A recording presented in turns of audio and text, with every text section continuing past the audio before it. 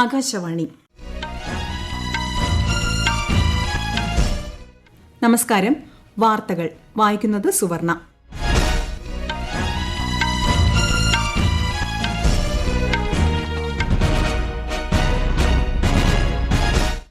പ്രധാന വാർത്തകൾ.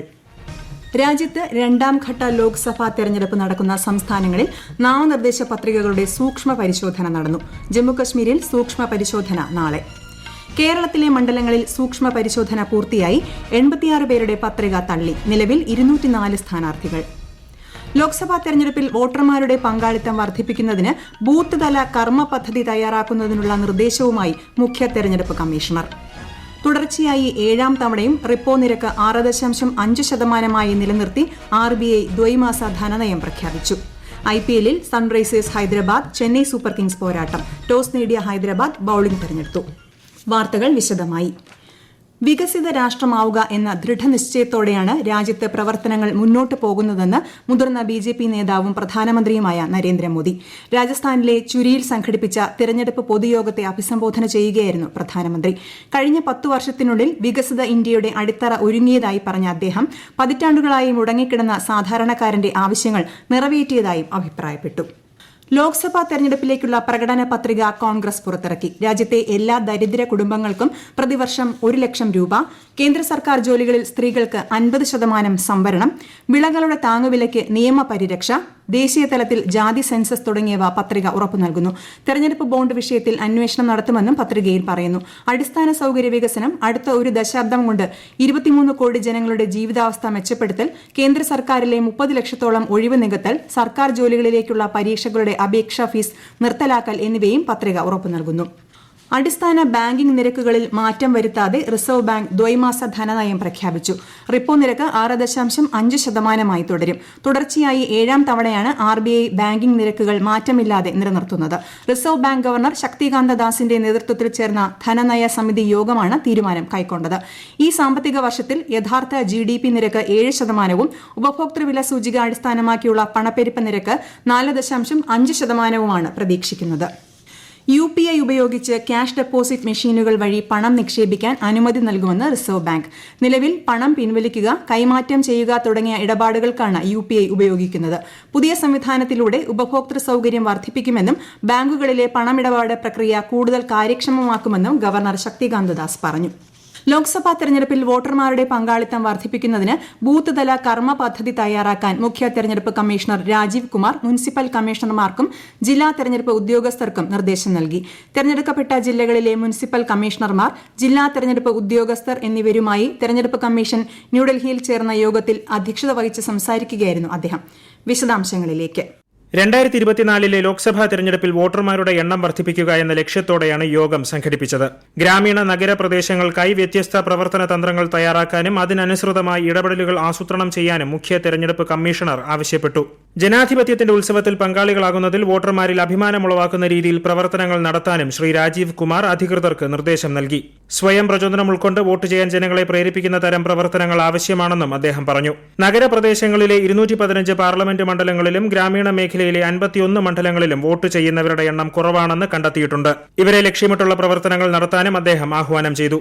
യുവ സാമൂഹ മാധ്യമ ഇൻഫ്ലുവൻസർമാരുടെ സഹായത്തോടെ ജനങ്ങൾക്ക് വോട്ട് ചെയ്യാൻ പ്രചോദനം നൽകുക എന്നതുൾപ്പെടെയുള്ള പ്രവർത്തനങ്ങളാണ് ഇതിൽ ഉൾപ്പെടുന്നത്. News desk, Akashvani. ഉത്തർപ്രദേശ് മദ്രസ വിദ്യാഭ്യാസ നിയമം ഭരണഘടനാ വിരുദ്ധമാണെന്ന് പ്രഖ്യാപിച്ച അലഹാബാദ് ഹൈക്കോടതി വിധി സ്റ്റേ ചെയ്ത് സുപ്രീംകോടതി. ചീഫ് ജസ്റ്റിസ് DY ചന്ദ്രചൂഡ് അധ്യക്ഷനായ 3-അംഗ ബെഞ്ചിന്റേതാണ് നടപടി. UP മദ്രസ വിദ്യാഭ്യാസ നിയമം മതേതരത്വ സങ്കല്പത്തിന് എതിരാണെന്ന് ചൂണ്ടിക്കാട്ടിയായിരുന്നു ഹൈക്കോടതി ഉത്തരവ്. അഭിഭാഷകരുമായുള്ള നിയമപരമായ കൂടിക്കാഴ്ചകൾ ആഴ്ചയിൽ 2 നിന്ന് 5 തവണയായി വർദ്ധിപ്പിക്കണമെന്നാവശ്യപ്പെട്ട് ഡൽഹി മുഖ്യമന്ത്രി അരവിന്ദ് കെജ്രിവാൾ സമർപ്പിച്ച അപേക്ഷയിൽ ഡൽഹി കോടതി ചൊവ്വാഴ്ച ഉത്തരവ് പുറപ്പെടുവിക്കും.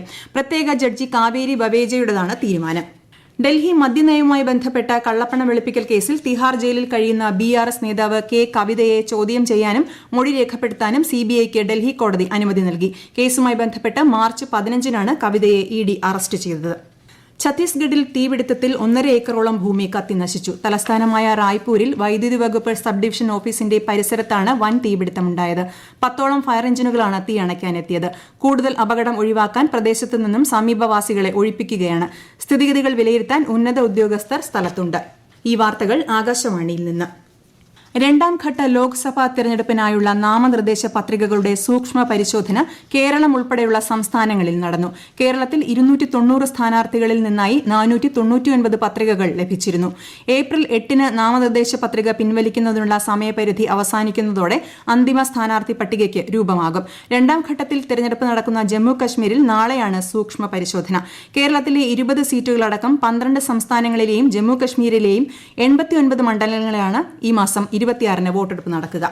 ലോക്സഭാ തെരഞ്ഞെടുപ്പിനുള്ള നാമനിർദ്ദേശ പത്രികകളുടെ സൂക്ഷ്മ പരിശോധന കേരളത്തിൽ പൂർത്തിയായി. 86 പേരുടെ പത്രിക തള്ളി. നിലവിൽ 204 സ്ഥാനാർത്ഥികൾ. വിശദാംശങ്ങളിലേക്ക്. തിരുവനന്തപുരം ജില്ലയിൽ 2 ലോക്സഭാ മണ്ഡലങ്ങളിലുമായി 20 സ്ഥാനാർത്ഥികളാണ് മത്സര രംഗത്തുള്ളത്. തിരുവനന്തപുരം മണ്ഡലത്തിൽ 13-ഉം ആറ്റിങ്ങൽ മണ്ഡലത്തിൽ 7-ഉം സ്ഥാനാർത്ഥികളാണുള്ളത്. കൊല്ലം മണ്ഡലത്തിൽ 12 സ്ഥാനാർത്ഥികൾ യോഗ്യത നേടി. പാലക്കാട് ജില്ലയിൽ ആലത്തൂർ, പാലക്കാട് ലോക്സഭാ മണ്ഡലങ്ങളിലായി 16 സ്ഥാനാർത്ഥികൾ മത്സര രംഗത്തുണ്ട്. കോഴിക്കോട് ലോക്സഭാ മണ്ഡലത്തിൽ 13-ഉം വടകരയിൽ 11-ഉം സ്ഥാനാർത്ഥികളാണ് മത്സരിക്കുക. ആലപ്പുഴ മണ്ഡലത്തിൽ 11-ഉം മാവേലിക്കരയിൽ 10-ഉം സ്ഥാനാർത്ഥികളാണുള്ളത്. പത്തനംതിട്ട ജില്ലയിൽ 8 സ്ഥാനാർത്ഥികളാണുള്ളത്. കണ്ണൂർ മണ്ഡലത്തിൽ സ്ഥാനാർത്ഥികളുടെ എണ്ണം 12ആയി.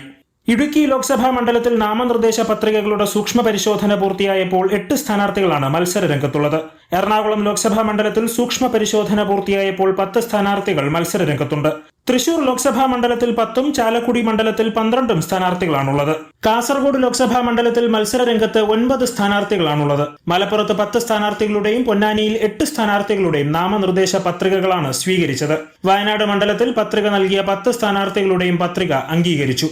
News desk, Akashvani. നാമനിർദ്ദേശ പത്രികാ സമർപ്പണം പൂർത്തിയായതോടെ സംസ്ഥാനത്ത് സ്ഥാനാർത്ഥികൾ പ്രചാരണ തിരക്കിലേക്ക് കടന്നു. തിരുവനന്തപുരം മണ്ഡലത്തിലെ UDF സ്ഥാനാർത്ഥി ശശി തരൂരിന്റെ വട്ടിയൂർക്കാവ് മണ്ഡല പര്യടനത്തിന് ഇന്ന് തുടക്കമായി. LDF സ്ഥാനാർത്ഥി പന്ന്യൻ രവീന്ദ്രൻ ഇന്ന് നെയ്യാറ്റിൻകര മണ്ഡലത്തിലാണ് പര്യടനം നടത്തിയത്.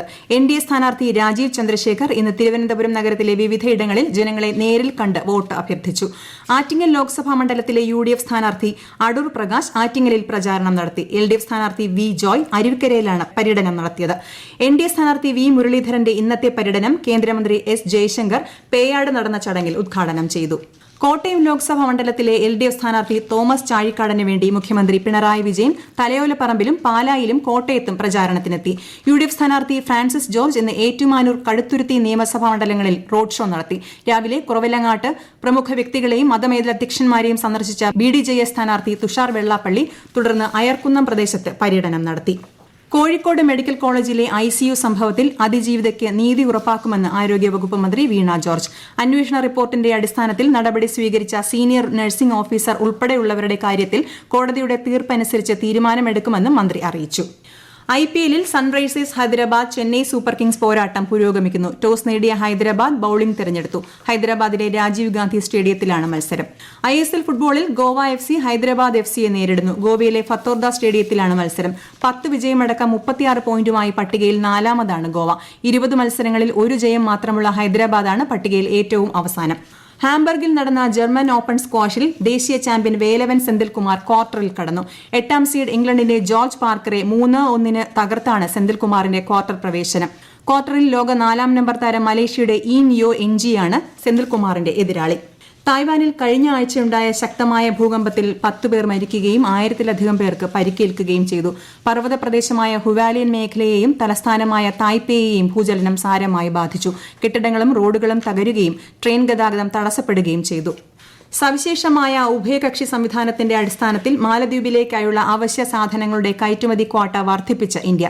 മാലദ്വീപ് സർക്കാരിന്റെ അഭ്യർത്ഥന പ്രകാരമാണ് ഇന്ത്യ നിശ്ചിത അളവിലുള്ള അവശ്യ സാധനങ്ങളുടെ കയറ്റുമതി ക്വാട്ട പരിഷ്കരിച്ചുകൊണ്ട് അനുവദിച്ചതെന്ന് മാലദ്വീപിലെ ഇന്ത്യൻ ഹൈക്കമ്മീഷൻ അറിയിച്ചു. രാജ്യത്തെ ഓഹരി വിപണികളിൽ സമ്മിശ്ര പ്രതികരണം. ബോംബെ ഓഹരി സൂചിക സെൻസെക്സ് 21 പോയിന്റ് ഉയർന്ന് 74,248-ൽ വ്യാപാരം അവസാനിപ്പിച്ചപ്പോൾ ദേശീയ ഓഹരി സൂചിക നിഫ്റ്റി 0.95 പോയിന്റ് താഴ്ന്ന് 22,513-ലാണ് വ്യാപാരം അവസാനിപ്പിച്ചത്. പ്രധാന വാർത്തകൾ വീണ്ടും. രാജ്യത്ത് രണ്ടാം ഘട്ട ലോക്സഭാ തെരഞ്ഞെടുപ്പ് നടക്കുന്ന സംസ്ഥാനങ്ങളിൽ നാമനിർദ്ദേശ പത്രികകളുടെ സൂക്ഷ്മ പരിശോധന നടന്നു. ജമ്മുകശ്മീരിൽ സൂക്ഷ്മ പരിശോധന നാളെ. കേരളത്തിലെ മണ്ഡലങ്ങളിൽ സൂക്ഷ്മ പരിശോധന പൂർത്തിയായി. 86 പേരുടെ പത്രിക തള്ളി. നിലവിൽ 204 സ്ഥാനാർത്ഥികൾ. ലോക്സഭാ തെരഞ്ഞെടുപ്പിൽ വോട്ടർമാരുടെ പങ്കാളിത്തം വർദ്ധിപ്പിക്കുന്നതിന് ബൂത്ത് തല കർമ്മ പദ്ധതി തയ്യാറാക്കുന്നതിനുള്ള നിർദ്ദേശവുമായി മുഖ്യ തെരഞ്ഞെടുപ്പ് കമ്മീഷണർ.